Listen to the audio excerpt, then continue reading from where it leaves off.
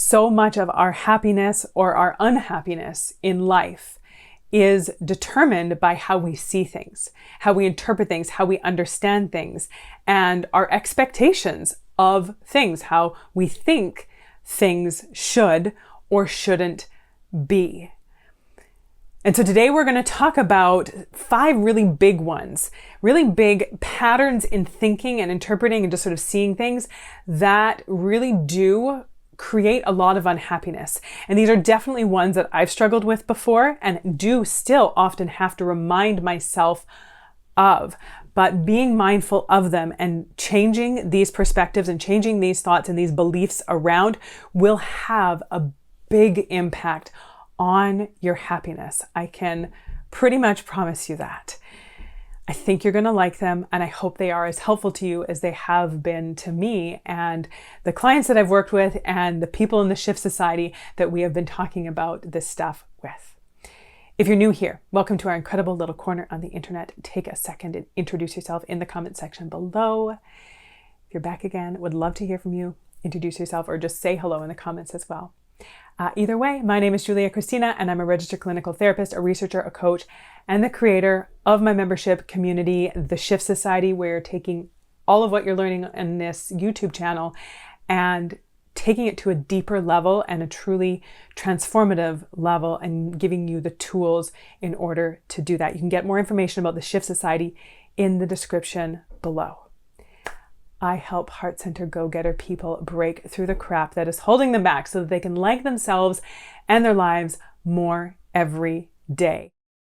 But before we get into talking about these habits that make people unhappy, I want to make it clear that I'm not here to tell you that you need to be happy and positive and sunshine and rainbows all of the time. If you've been watching my videos for a while, you know that that's not how I roll. That we are here to talk about the full human experience.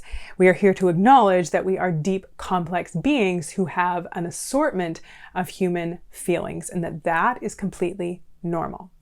What we are going to talk about, though, is these unhelpful thoughts, ideas, perspectives, and expectations that are creating unnecessary pain and struggle and suffering and unhappiness.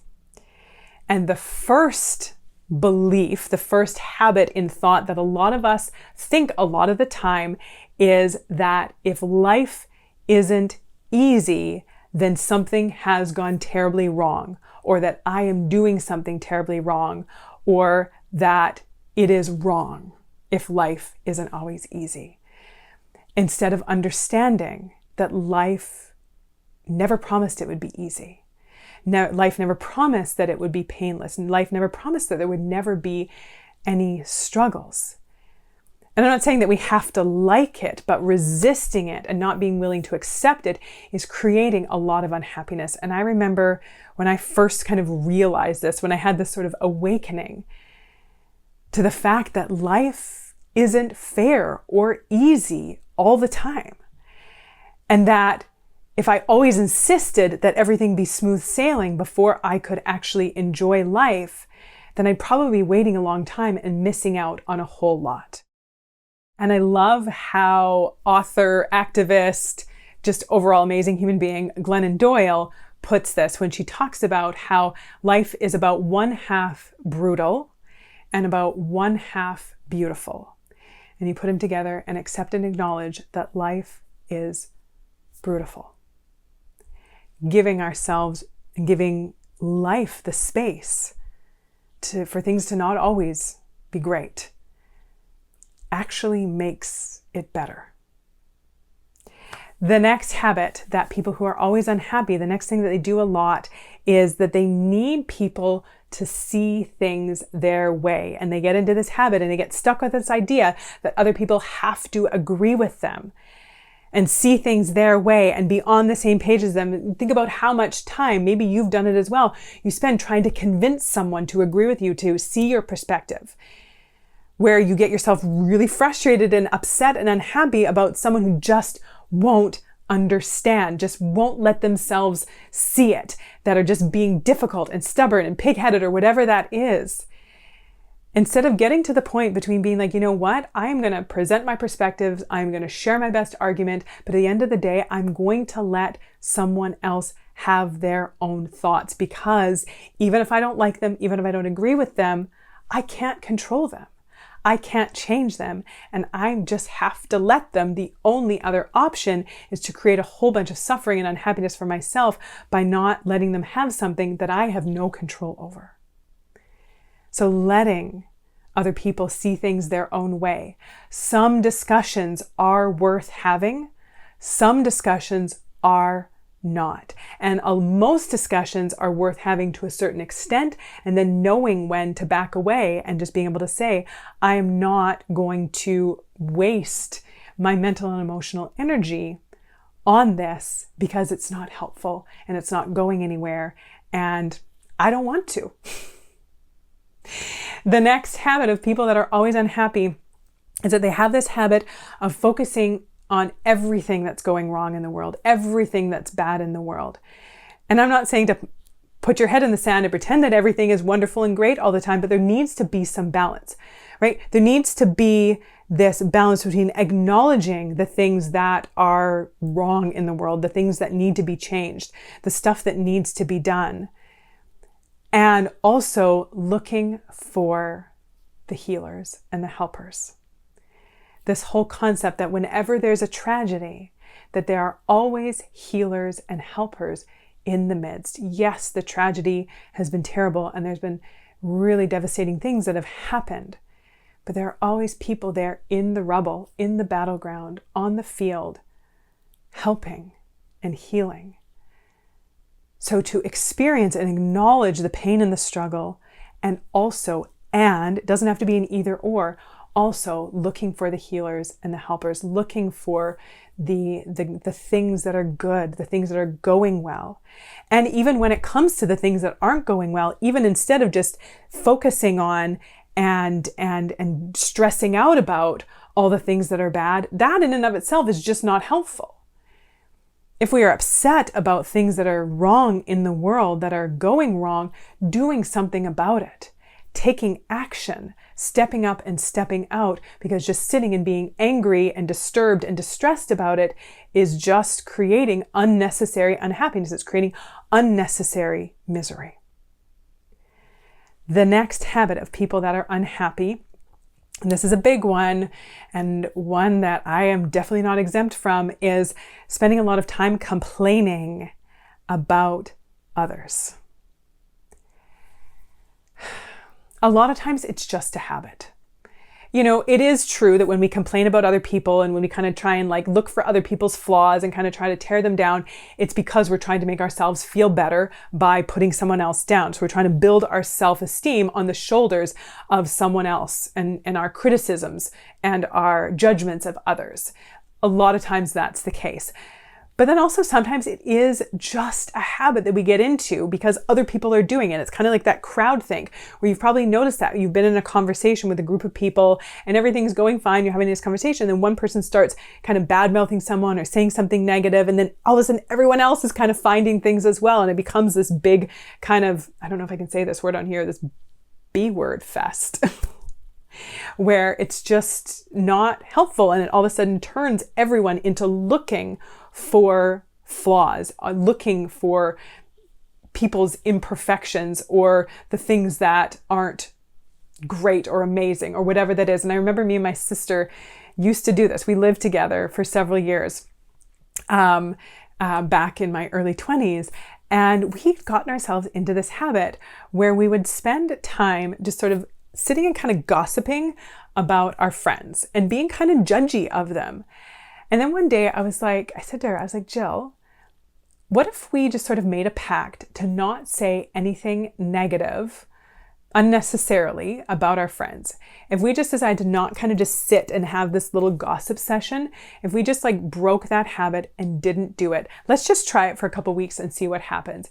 And it was so fascinating to see that not only did we not sort of get stuck in sort of this negative loop and then, kind of sit there, which, to be honest with you, gossip in the moment sometimes feels good because you're kind of again, trying to make yourself feel good by putting somebody else down. But then afterwards, it usually feels terrible. It feels kind of icky. You feel kind of slimy because your brain knows that it's not right, that it's not a genuine way of building up our sense of self-worth by doing it on the shoulders of someone else. It's not healthy, it's not healing, it's not sustainable, it doesn't actually work. So we know afterwards, you know that kind of ick feeling after you've done it. And so not only did it take away that ick feeling, but it also made us enjoy our friends more, because we weren't looking for their flaws and we weren't noticing somebody else's flaws. Because that was the other thing that would happen, is that she would start kind of gossiping or complaining about something that one of her friends had done or whatever that was, and something I hadn't even noticed, but then it would draw my attention to it, and then I would start looking for it. And then I would start seeing these things and getting annoyed about things that I hadn't even thought about before. And so breaking that habit, again, it took away that kind of icky feeling afterwards, and then it also made us just happier and enjoying people more, because we weren't trying to find ways to pick them apart. And so that one can be a big habit. Just kind of making a note to self that I am going to kind of keep those opinions to myself. I'm not going to kind of poison other people's thoughts with them. And I'm also going to break that habit by not speaking them out and then not kind of bringing them to my own consciousness, so that I'm speaking them out and spending all this time dwelling in them, which then just makes them bigger as well. So being mindful of not spending so much time pointing out other people's flaws, complaining about other people, looking at what other people are doing wrong, trying to tear people down. It's just not helpful. And then the next habit that people who tend to be more unhappy get stuck in is the habit of never letting themselves feel good about themselves. So not only are they looking for other people's flaws a lot of the time, they're also spending a lot of their time focusing on their own flaws and imperfections and shortcomings, and even making them bigger than they are, and getting into this habit of self-criticism and self-judgment and self-rejection and self-neglect, and being really unkind to themselves. Never giving themselves the benefit of the doubt, never looking for the things that they are doing well, never letting themselves be proud of themselves. And this is something that we are actively breaking in the work we're doing in the Shift Society, is that we celebrate every shift. We have a saying that says every shift counts. And that no matter what someone is doing, if they are making a step in the right direction, if something has gone well, if they have done the work in a certain area and they're noticing changes, they're noticing those shifts, that we have to celebrate it. Because we are so used to always looking at what we're not doing and what's not enough, what's not good enough, what's not far enough, what's not big enough, what's not successful enough. And not letting ourselves accept ourselves as enough. And then we wonder why we struggle with our sense of self-worth. We wonder why we don't feel good about ourselves. We wonder why we don't trust ourselves, because we are always picking ourselves apart, because we are always judging and berating and criticizing ourselves. And so this is a habit that does need to stop if you want to feel good about yourself. You can't judge yourself and criticize yourself into feeling good. So working on that self-trust is important. And I have a guide for you. It's the simple steps to self-trust. You can get more information about it in the description below. That's going to walk you through step by step how to change this around, how to start feeling better about yourself, how to start thinking differently about yourself, how to create different habits within yourself to be thinking different, showing up different, feeling different. You can get that simple steps to self-trust in the description below. And then also, this is the deeper work that we're doing. So you can get on the wait list for the Shift Society, so that when we open up registration, you're the first to know. If you want to be doing this deeper inner work, come and join us there. If you got something out of the video, like the video, share it out if you think other people need to learn about this stuff to kind of break some of these habits. These are all ones that I've struggled with at some point in my life, and ones that do still creep up, that I have to be mindful of and aware of and turning around, because they're just not helpful. Good to be with you. Thanks for being here. Until next time, take good care.